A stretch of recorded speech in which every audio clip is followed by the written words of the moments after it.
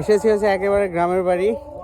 রোদ একেবারে পড়তেছে, আমার পিছনেই হচ্ছে সরিষা ফুলের যে বাগান, এবং আমি যদি ঘুরাই এখানে হচ্ছে একেবারে যতটুক চোখ যায় দেখেন এখানে কিন্তু একেবারে ফসলি মাঠ। এটা শেষ আপনারা দেখতে পাচ্ছেন কিনা জানি না, আমি যদি এভাবে ঘুরাই মানে যতটুক চোখ যায় শুধু ফসলি জমি।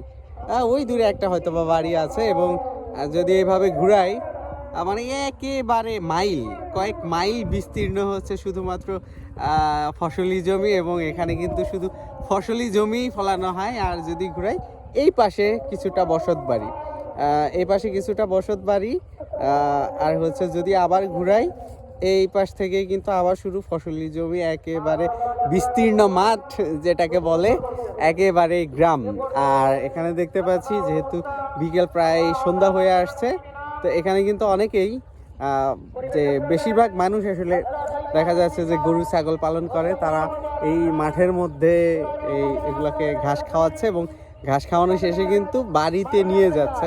এখানে অনেক দূরে দেখতে পাবেন কিছু রাখাল বালক, আসলে আমরা যেটা বই এবং অনেক সাহিত্য পড়ি যে রাখাল বালক মেষ চড়াচ্ছে, গরু ছাগল চড়াচ্ছে, সেই জিনিসগুলো কিন্তু এখানে আসলে দেখা যায়। এই হচ্ছে একটা গ্রামের ভাইব।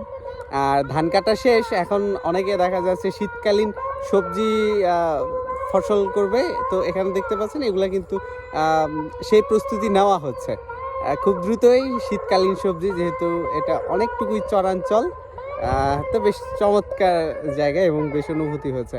আপনারাও কিন্তু চাইলে এই শীতকালীন সময়টা আপনাদের বিভিন্ন গ্রামে বা বিভিন্ন জায়গায় যদি সময় পান একটু ঘুরে মনটা ফ্রেশ করে নিতে পারবেন। ফ্রেশের জন্য শুধু যে কক্সবাজার এবং পাহাড়ে যেতে হবে তা না, এর পাশাপাশি আমাদের গ্রামীণ যে সৌন্দর্য সেটা দেখাও কিন্তু জরুরি। ধন্যবাদ।